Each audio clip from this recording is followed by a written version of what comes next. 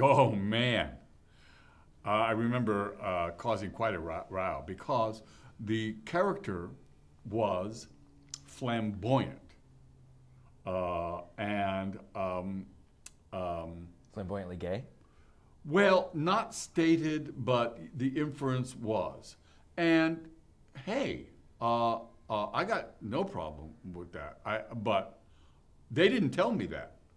And plus, I don't like that stereotype. I'm in charge of my own stereotypes, thank you. And if he's gay, I will play it with all the integrity and honesty I can. But I'm not going to play it that way because that's demeaning, and I don't like that. And they were, in other words, they were sort of making fun. And I, on the set, am I saying this right? I mean, am I saying this? It's all PC and everything because I grew up in San Francisco. My friends were gay. I mean, I'm not gonna slam that whole section. I'm gonna play it great, you know.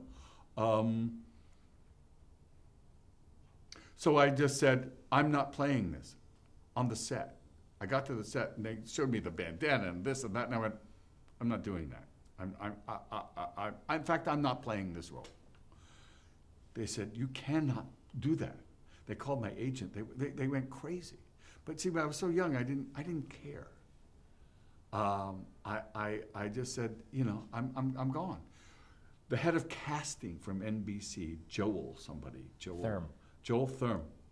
Wow. I said, what are you doing? What are you doing?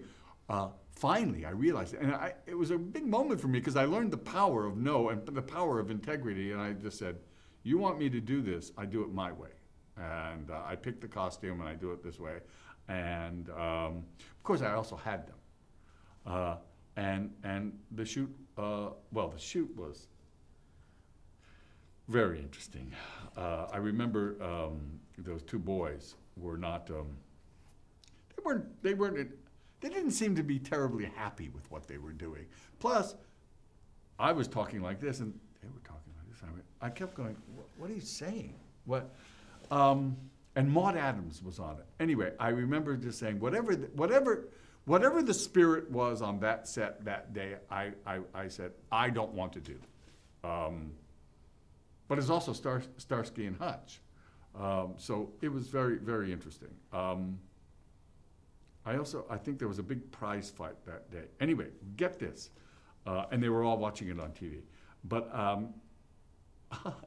they said, well, we're going late tonight. Oh, I was doing Sly Fox there at the Schubert Theater. We're going late tonight, so I guess you won't have to, you're going to have to call the theater, and you won't be able to go on. And I said, I'm leaving. And they went, no, you can't leave. And I went, watch. And I left the set.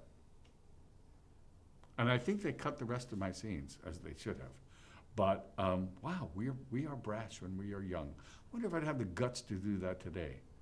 The remaining scenes, though, did you prevail in your interpretation of the character? Yeah. And that changed my life, too. Because you speak up. Which my dad taught me. He said, you speak up.